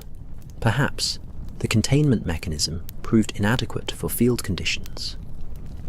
The device released its accumulated cold energy in explosive fashion, flash freezing Hartley and the immediate vicinity in the process. Lestrade had been examining the laboratory equipment with the suspicious eye of one who trusted technology less than good old-fashioned police work. But even he could not deny the logical elegance of Holmes's theory. But where is this portable device now? We found nothing matching that description on Hartley's body or near the scene. An excellent question, Holmes conceded, and one that requires immediate investigation. Either the device was destroyed completely in the freezing event it precipitated, or it was removed from the scene by someone who discovered Hartley's body before your constables arrived. We must return to Hyde Park, examine the ground more thoroughly in daylight than was possible during last night's rain-obscured investigation. Before we could depart, Holmes insisted on making detailed sketches of the laboratory apparatus and taking several pages of notes from Hartley's journals, documenting the scientific principles the unfortunate gentleman had been exploring. The work proceeded with meticulous care, Holmes's usual impatience suspended in favor of thorough documentation, understanding that Hartley's death had occurred at the frontier of scientific knowledge, in realm where theory and practical application intersected with fatal consequences. The afternoon had faded toward evening by the time we returned to Hyde Park. The location of Hartley's death, now marked only by trampled grass and the absence of the tent that had sheltered his frozen form. Holmes insisted on examining the ground inch by inch, methodically working in expanding circles from the spot where the body had lain, his keen eyes scanning for anything that might have been overlooked during initial investigation. I assisted in the search, though with considerably less confidence in my ability to spot significant details amid autumn leaves and damp earth. Lestrade had brought 2 constables to aid in the examination, and together we combed the area as shadows lengthened, and the first hints of evening's approach touched the sky with rose and amber. It was young Constable Morrison who found it, partially buried in soft earth, perhaps 10 feet from where Hartley had died, hidden beneath a fallen branch that might have been deliberately placed or might simply have landed there through wind's chance agency. He called out with barely contained excitement, and we gathered around as he carefully extracted a metal case from its hiding place, a brass and steel construction approximately the size of a thick book, intricate engravings covering its surface, dented and scorched as though subjected to extreme forces.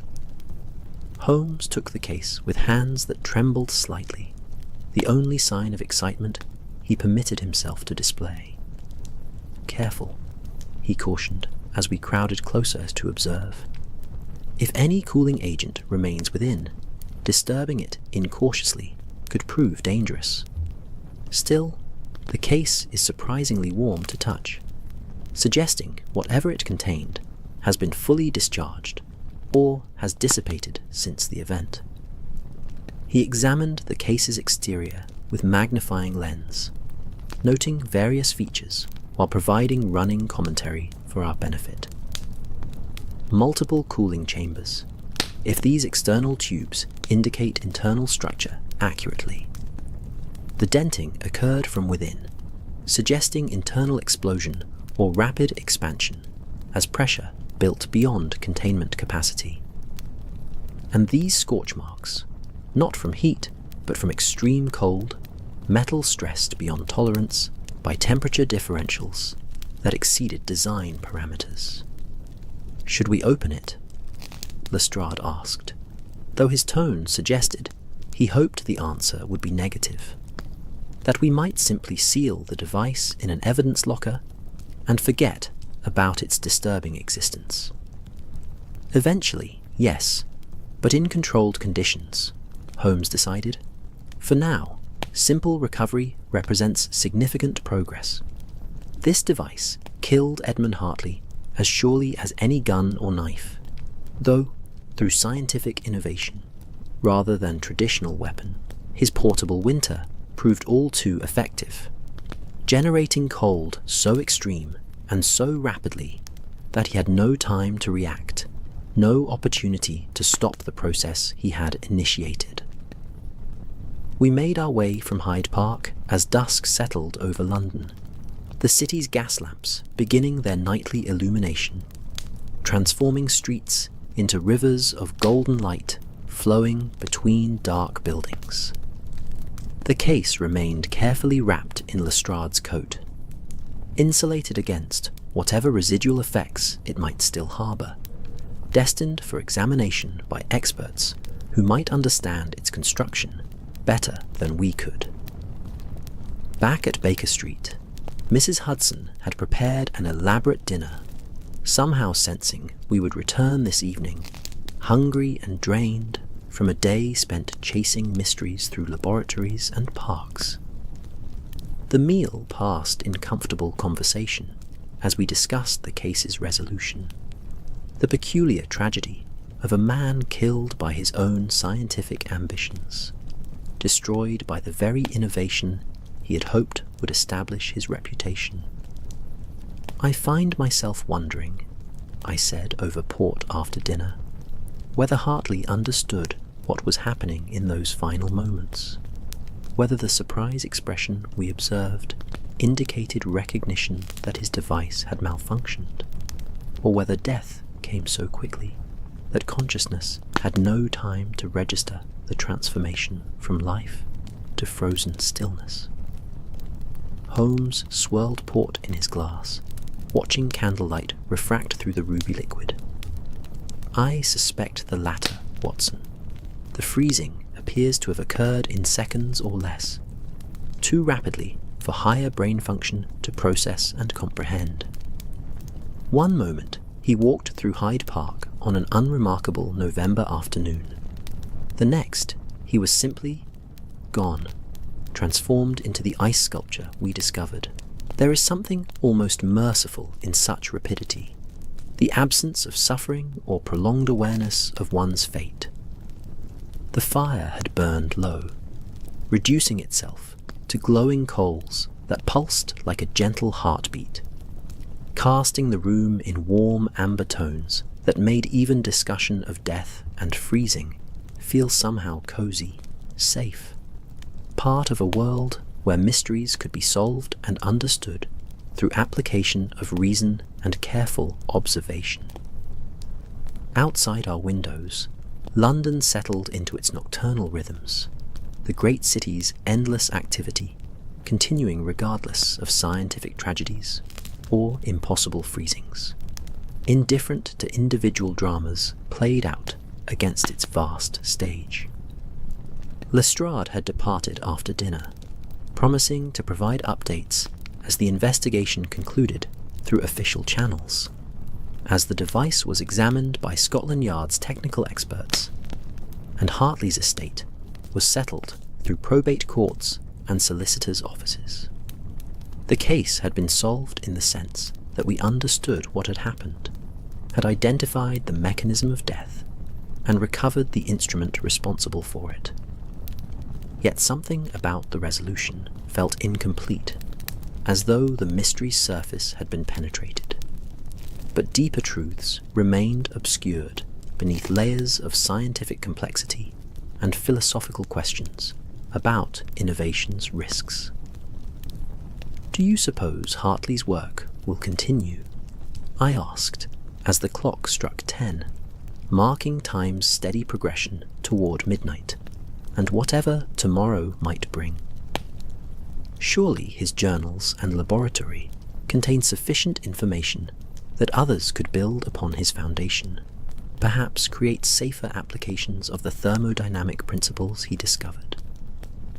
Holmes had withdrawn into contemplative silence, his pipe producing lazy spirals of smoke that drifted toward the ceiling like prayers or departed spirits ascending toward whatever realms awaited beyond material existence.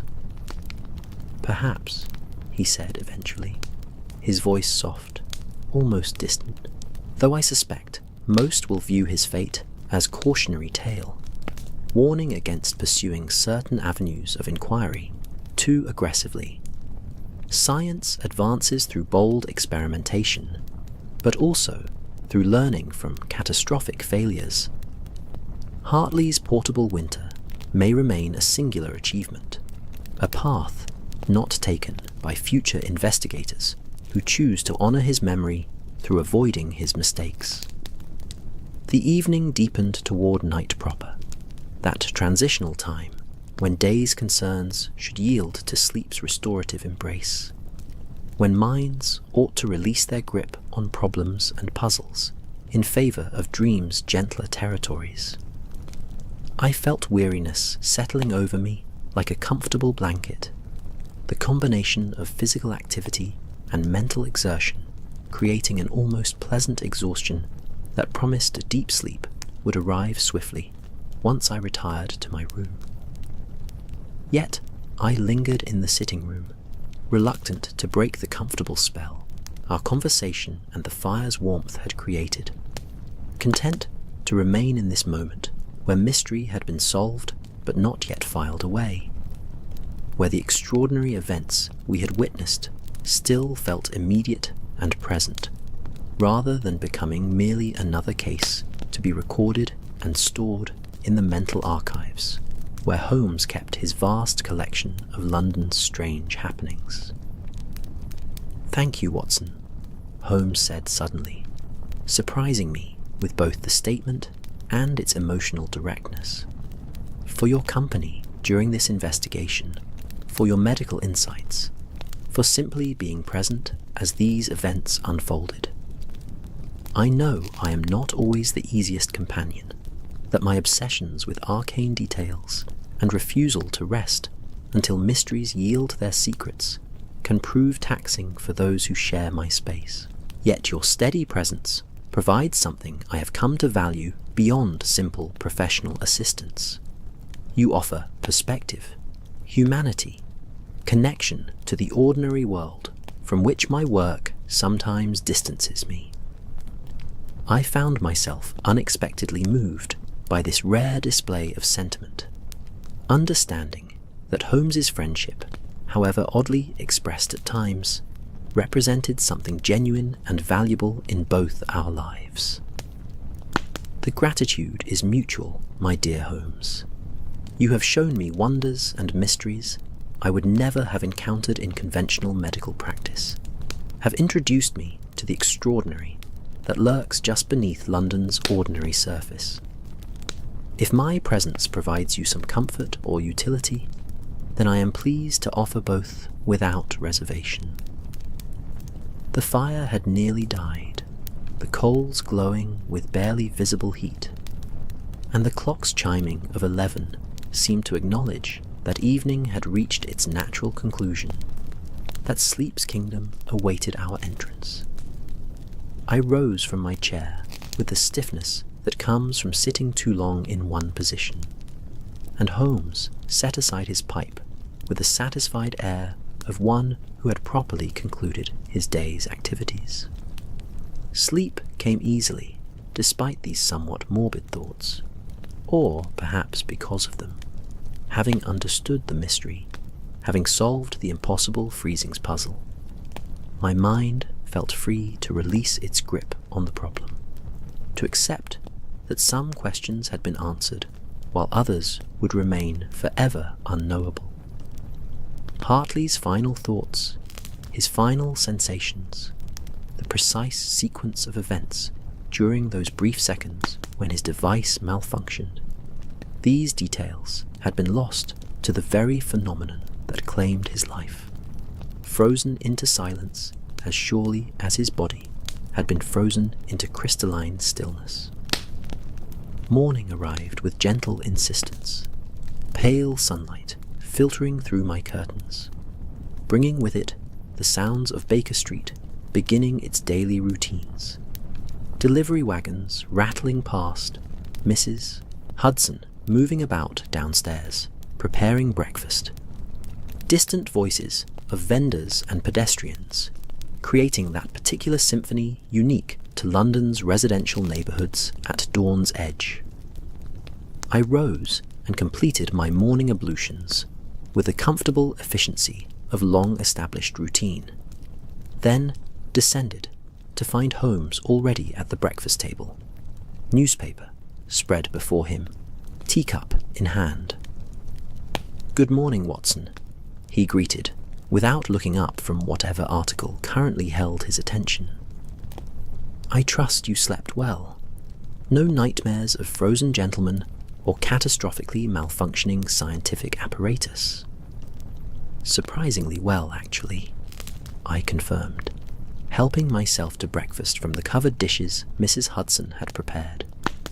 Though I confess, I did spend some time before falling asleep contemplating Hartley's fate, wondering about those final moments we can never truly know. "Ah, the physician's compassion," Holmes observed with gentle teasing. "You seek to understand not merely the mechanism of death, but the experience of dying, to empathize with what Hartley felt or didn't feel as his invention betrayed him. It's one of your more admirable qualities, Watson, this persistent humanity that refuses to view victims as merely puzzles to be solved." The morning passed in pleasant domesticity, no urgent cases demanding our attention, no late-night visitors bringing mysteries that required immediate investigation. Holmes devoted himself to correspondence, writing letters to various scientific societies regarding Hartley's research, suggesting that proper experts examine his laboratory and journals to determine whether his work contained insights worth preserving, despite its tragic conclusion. I occupied myself with domestic matters, correspondence of my own, and medical journals that had accumulated unread during recent busy weeks. Around mid-morning, a visitor arrived, not a client seeking Holmes's services, but rather Mrs. Collins, Hartley's housekeeper, carrying a small package wrapped in brown paper and tied with string. Mrs. Hudson showed her up to our sitting room, where Holmes and I greeted her with the courtesy her evident distress warranted. "Mr. Holmes, Dr. Watson," she began, her composure somewhat fragile, eyes red-rimmed from recent tears. "Forgive the intrusion, but I felt you should have this. I was sorting through Mr. Hartley's personal effects this morning, fulfilling the painful duty that falls to those who survive, and I found this package in his study desk. It's addressed to you, Mr. Holmes, dated 3 days ago, though never posted. I believe he intended to send it, but was distracted by his work, by the experiments that ultimately claimed his life." Holmes accepted the package with evident surprise, examining the address written in neat script across the paper's surface. "To Sherlock Holmes, Baker Street," he read aloud, then carefully removed the wrapping to reveal a leather-bound journal, smaller than the ones we had examined in Hartley's study, perhaps a personal diary rather than scientific record. "Thank you for bringing this, Mrs. Collins," Holmes said gently. "Please sit a moment. Have you any idea what the journal contains? Why Hartley might have wished to send it to me?" The housekeeper settled carefully into the chair Holmes indicated, accepting tea that I prepared and pressed into her trembling hands. "I believe he was concerned, Mr. Holmes.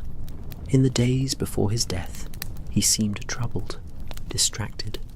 He made several comments suggesting he worried that his work might be dangerous, that perhaps he had progressed too far too quickly in territory where caution should have governed his investigations. I think he wanted someone with your reputation to examine his work, to provide assessment of the risks he had created." Holmes opened the journal, flipping through pages filled with technical sketches, mathematical equations, and personal observations written in margins and between formal entries. He read silently, his expression growing increasingly thoughtful, occasionally nodding or murmuring soft acknowledgements as Hartley's recorded thoughts revealed themselves. Finally, he looked up, meeting Mrs. Collins's anxious gaze with compassion I rarely saw him display so openly. "Your employer was a brilliant man, Mrs. Collins, and more importantly, a conscientious one. These pages reveal someone acutely aware of his work's potential dangers. Someone who sought to ensure that if anything went wrong, proper authorities would understand what had occurred and could prevent future tragedies. He speaks highly of you in these personal entries, expressing gratitude for your years of loyal service and concern for your welfare should his experiments prove catastrophic. That he thought of others even while pursuing revolutionary scientific inquiry speaks well of his character." Mrs. Collins's eyes filled with fresh tears, though these seemed to carry relief along with grief. "He was a good man, Mr. Holmes, strange in his ways, utterly absorbed in his work, but fundamentally good. I shall miss him terribly, though I take some comfort in knowing his death came quickly, without suffering, and in pursuit of knowledge, rather than through vice or violence." After Mrs. Collins departed, having accepted our condolences and expressions of gratitude for her thoughtfulness in bringing Hartley's journal, Holmes settled into his chair and devoted himself to reading the diary properly, from beginning to end, absorbing not merely the scientific content, but the personal reflections of a man who had unwittingly invented his own demise. "Listen to this, Watson," he said, after perhaps an hour of silent reading. "This is from the entry made the morning of his death. Today, I take the portable cooling device into field conditions for the first time. The laboratory tests have proven remarkably successful, generating temperature drops of nearly 100 degrees within seconds. But laboratory success does not always translate to practical application. I confess to some nervousness, though I cannot quite identify the source of my concern. The device should function precisely as designed, yet some instinct whispers caution, suggests that perhaps I rush toward application when further refinement might prove prudent. Still, scientific progress requires bold action, and I have taken all reasonable precautions." Holmes closed the journal with a soft thud, his expression philosophical. All reasonable precautions, he believed, yet reasonable from whose perspective? A lone inventor, working in basement laboratory, without peer review or safety oversight, operating at the bleeding edge of thermodynamic theory, with no precedent to guide his safety calculations. The tragedy lies not in catastrophic equipment failure, but in the fact that Hartley had no framework for understanding what reasonable precautions might mean in his unique circumstances. The afternoon drifted toward evening, and we sat in comfortable silence, contemplating the vagaries of scientific progress and human ambition, the thin line between breakthrough and catastrophe. The case of the frozen body in Hyde Park had been solved in all practical senses, cause of death identified, mechanism understood, no criminal activity involved, merely scientific misadventure resulting in one man's death. Yet, the philosophical questions it raised would linger long after official reports were filed and evidence stored, questions about innovation's responsibilities and the price we sometimes pay for advancing into uncharted territories of knowledge. "I find myself hoping," I said eventually, breaking the contemplative silence, "that Hartley's work will not be entirely lost, that perhaps some good might emerge from this tragedy. His journals describe principles that could revolutionize refrigeration, food preservation, medicine, applications that might save lives rather than ending them. It would be a fitting memorial if his portable winter could be refined, made safe, and deployed in service of human welfare. Holmes nodded slowly, his pipe producing thoughtful smoke signals. I intend to ensure precisely that outcome, Watson. I've already begun correspondence with the Royal Society, suggesting they assemble a committee to evaluate Hartley's research and determine whether it merits further investigation under properly controlled conditions. The man deserves better legacy than being remembered solely as the fool who froze himself to death. His work was brilliant, his intuitions sound. Only his caution proved insufficient to the task he had undertaken. Night had fallen fully now, darkness pressing against our windows, the gas lamps along Baker Street creating pools of golden light that held back shadows without quite dispelling them entirely. Mrs. Hudson brought dinner on trays, understanding without being told that we preferred informal dining this evening, that the sitting room's comfort appealed more than the dining room's ceremony.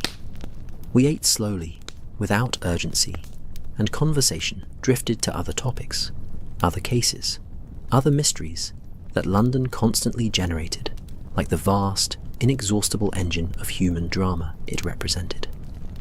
Yes, I admitted, I suppose it's morbid, dwelling on such things when nothing can change what occurred, when Hartley is beyond reach of our speculations or sympathies. Yet I cannot help wondering whether, in those brief seconds before freezing claimed him, he understood what was happening, whether he regretted his decision to test the device, or whether consciousness simply ceased without time for regret or understanding. We'll never know, Holmes said gently, which is perhaps mercy of a sort. Some mysteries remain unsolvable not through lack of evidence, but through the simple fact that certain experiences are fundamentally incommunicable. Certain knowledge dies with those who possess it. Hartley's final thoughts, his final sensations, belong to him alone, carried wherever consciousness goes when bodies cease their functioning. The clock struck midnight with solemn chimes, marking the boundary between one day and the next, and I felt the weight of exhaustion settling over me like a comfortable blanket. I think, I announced, that sleep calls with sufficient insistence that I can no longer reasonably ignore its summons. Tomorrow will bring whatever it brings, but tonight has given us enough to contemplate. Indeed, Holmes agreed, setting aside his pipe and rising from his chair with the stiffness that came from sitting too long in one position. Sleep well, Watson. Tomorrow we shall see whether London presents new mysteries or grants us brief respite from the strange and inexplicable. As I climbed the stairs to my room, I reflected on how the frozen body in Hyde Park had been merely the beginning of a deeper mystery, one that touched on questions of scientific ethics and human ambition, innovation's dangers, and progress's inevitable costs. Edmund Hartley had sought to revolutionize humanity's relationship with temperature itself, to give us control over heat and cold in ways previously confined to industrial applications and natural phenomena. He had succeeded brilliantly and paid the ultimate price for his success, becoming both victor and victim in his battle to expand human knowledge and capability. Sleep claimed me quickly once I settled into bed, my mind finally releasing its grip on the day's events and thoughts, surrendering to the gentle darkness that awaited behind closed eyes. I dreamed of ice crystals forming fractal patterns, of laboratories filled with brass and glass apparatus, of autumn leaves falling through golden afternoon light in a park where nothing unusual would ever happen again, where one man's final walk had ended in impossible transformation, from warm flesh to frozen monument. Morning arrived, as mornings do, indifferent to previous days' dramas or philosophical contemplations. Life continued its relentless forward motion, and we continued with it, moving through hours and days, carrying memories of frozen bodies and portable winters as part of the vast accumulation of experiences that constitutes a lived life. The case was closed in official terms, filed away in police records, and in Holmes's extensive personal archives, joining hundreds of other investigations that had occupied his attention over years of consulting detective work.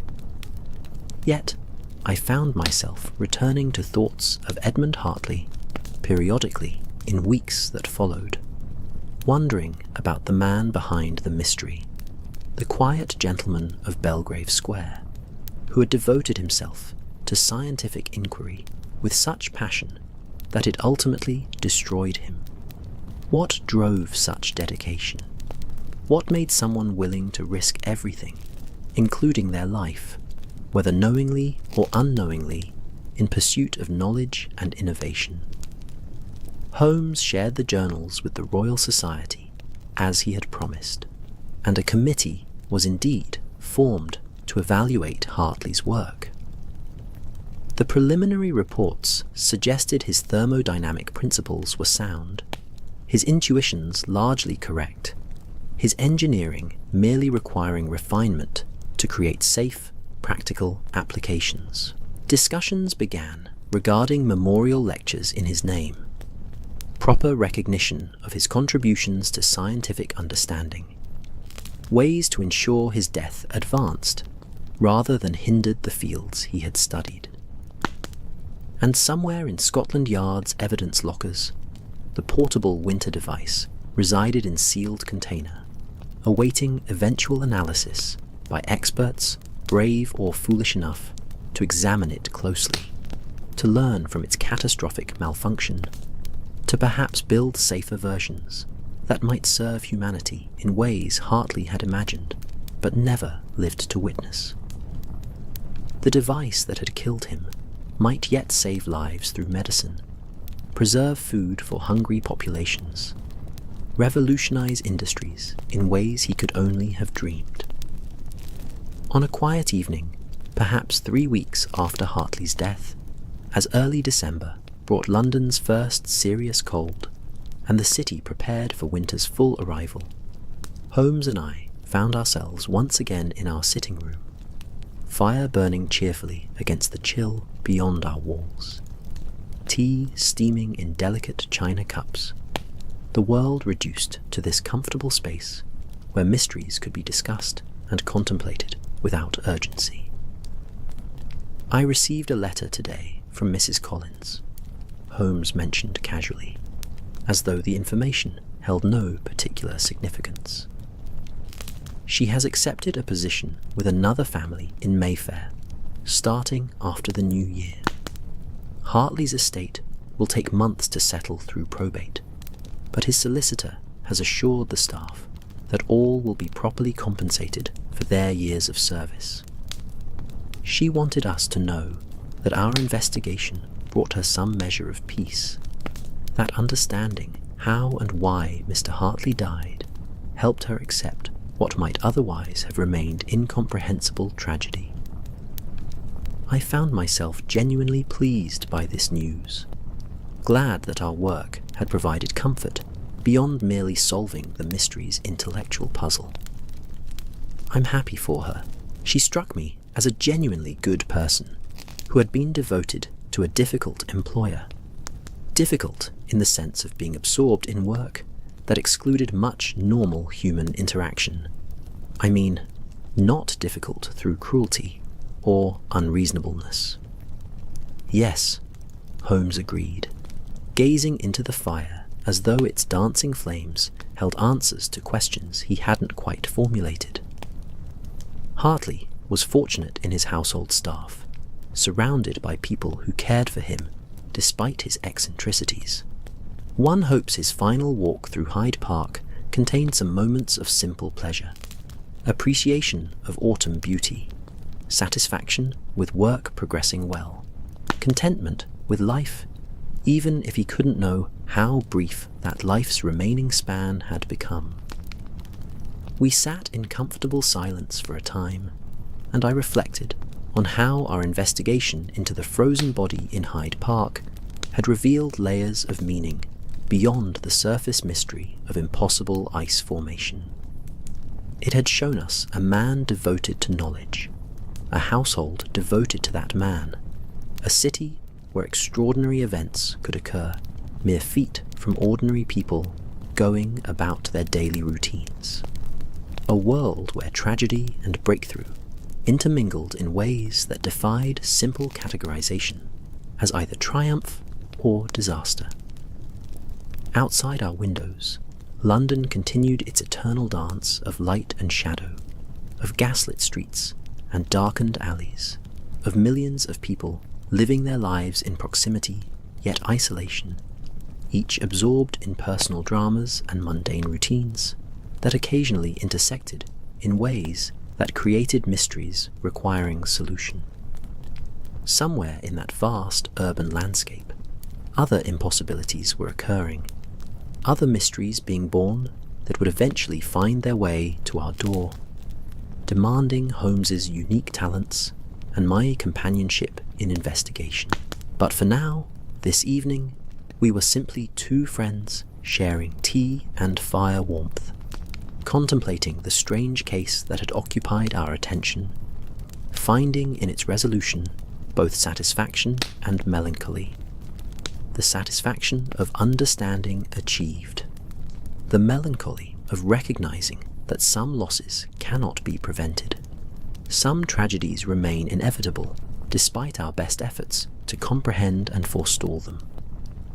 The clock ticked steadily onward, marking time's passage with mechanical precision, and the fire burned through its fuel, reducing wood to ash and heat and light. These were constants in an uncertain world. Time passing, fires burning, mysteries arising and being solved, and giving way to new mysteries in endless succession. And through it all, life continued, persistent and fragile simultaneously. As Edmund Hartley had discovered in those final seconds, when his portable winter transformed theoretical danger into fatal reality. I raised my teacup in silent toast to the gentleman we had never met, but had come to know through his journals and his death, through the laboratory he had built and the device he had created. May his contribution to human knowledge be remembered long after the manner of his death had been forgotten. May his legacy be advancement rather than cautionary tale. May whatever realm receives departed consciousness grant him peace, and perhaps some measure of satisfaction that his work would continue, refined and made safe, serving purposes he had envisioned but never lived to witness. To Edmund Hartley, I said softly, breaking the silence with words that seemed necessary, though I couldn't articulate precisely why. To Edmund Hartley, Holmes echoed, raising his own cup in acknowledgement. May his portable winter warm humanity's future rather than merely freezing its past. And with that, the case of the frozen body in Hyde Park reached its true conclusion. Not in the moment when we understood the mechanism of death, not when the device was recovered or the journals examined, but here, in this quiet evening acknowledgement that a life had been lived and lost, that meaning could be found in tragedy if we chose to look for it. That human endeavor continued despite setbacks and losses, because something in our nature demanded we push forward, we explore, we risk, we dare to imagine possibilities that existing knowledge suggested were impossible. The night deepened, and eventually we retired to our respective rooms. But the sense of completion remained, a feeling that this particular mystery had been properly laid to rest through understanding and remembrance, rather than merely being solved and filed away. Tomorrow would bring new concerns, new cases perhaps, or simply the quotidian routines that fill days when mysteries chose to leave us alone. But tonight, we had honoured Edmund Hartley in the way he would likely have most appreciated, through rational examination of how he died, preservation of his work, and commitment to ensuring his scientific insights served beneficial purposes in future. Sleep came gently that night, bringing dreams not of ice and frozen bodies, but of autumn walks through London parks, of laboratories where discovery proceeded safely under proper oversight, of a world where innovation and caution existed in balance rather than opposition.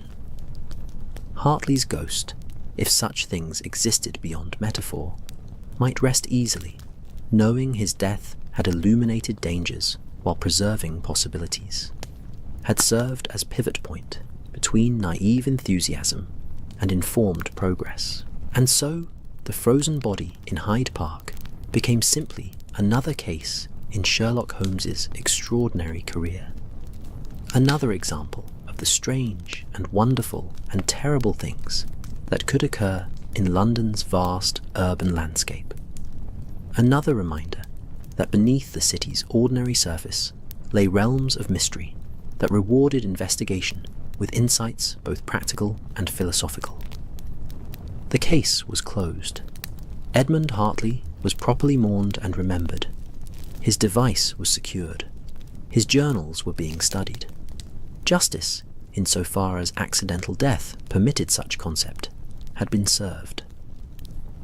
And life in Baker Street returned to its comfortable rhythms of tea and fire and companionable silence, of mornings passed in peaceful domesticity, and nights spent contemplating the day's events and mysteries, until the next impossible thing occurred, as impossible things reliably did in the world that Holmes and I inhabited, demanding explanation, requiring investigation, presenting puzzles that would occupy our attention and skills until understanding emerged from confusion and order from chaos. But that was for future days.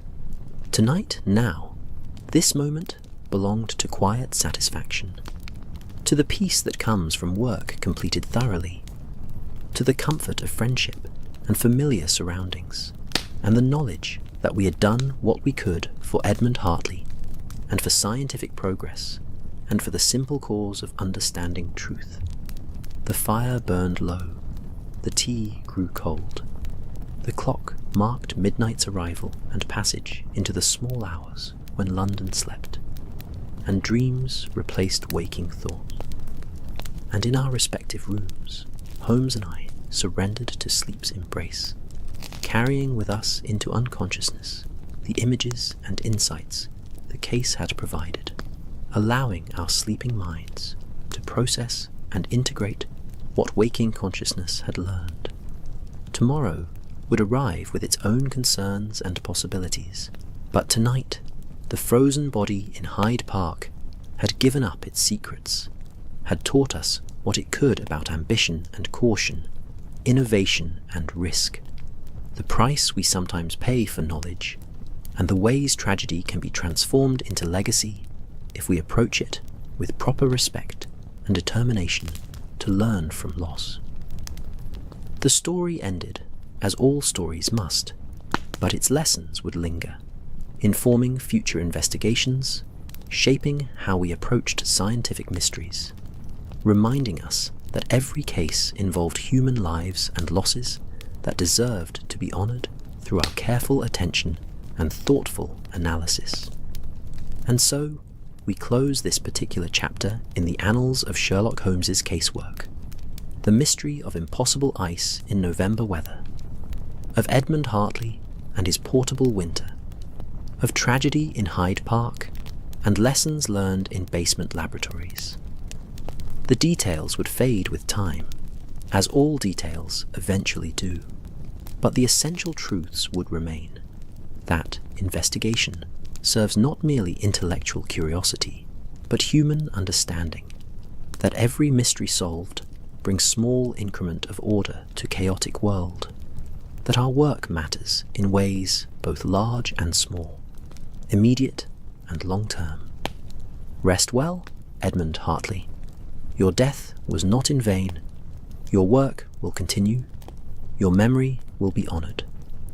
And the frozen moment of your passing has been understood, documented, and transformed from inexplicable horror into comprehensible tragedy, which is perhaps the best service those who remain can offer to those who have departed. The case is closed. The mystery is solved. The story is told. And now, dear friends, as this narrative reaches its natural conclusion, let me take a moment to step beyond the Victorian fog and gaslights we've travelled through together, to speak directly to you who have journeyed with us through this tale of ice and mystery, of science and tragedy, of London nights and impossible deaths. If you found some measure of peace in these words, if the gentle unfolding of Edmund Hartley's story has helped quiet the thoughts that sometimes keep us from sleep's embrace, then this narrative has served its purpose. I hope you'll consider subscribing to join us for more such journeys through Victorian mysteries, through cases that challenge the mind while soothing the soul, through investigations that balance intrigue with tranquility. Please, take a moment to like this story if it has provided you some comfort or entertainment, some assistance in that nightly journey we all must make from waking consciousness to dream's gentler realm.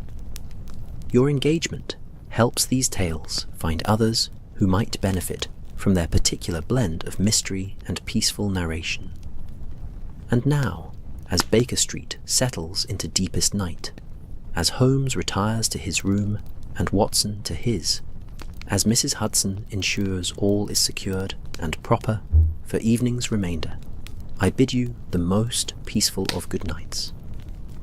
May your sleep be deep and restorative. May your dreams be gentle and kind. May you wake refreshed and ready for whatever mysteries tomorrow presents in your own life. The fire has burned to embers. The tea has grown cold. The rain whispers against darkened windows. And somewhere in London's vast nighttime landscape, the city sleeps, dreaming its dreams of commerce and crime, of love and loss, of all the endless human dramas that make urban life both terrible and wonderful. Good night, dear friends. Sleep well. And perhaps we shall meet again in another mystery, another Victorian evening, another tale where the strange and inexplicable yields to reason and understanding, where justice is served and truth prevails, where the world makes sense despite its apparent chaos. Until then, rest, dream, and know that whether in waking investigation or sleeping peace, we navigate this world together, fellow travellers in the great mystery of existence itself. Good night, sweet dreams, and thank you for joining us in the case of the frozen body in Hyde Park.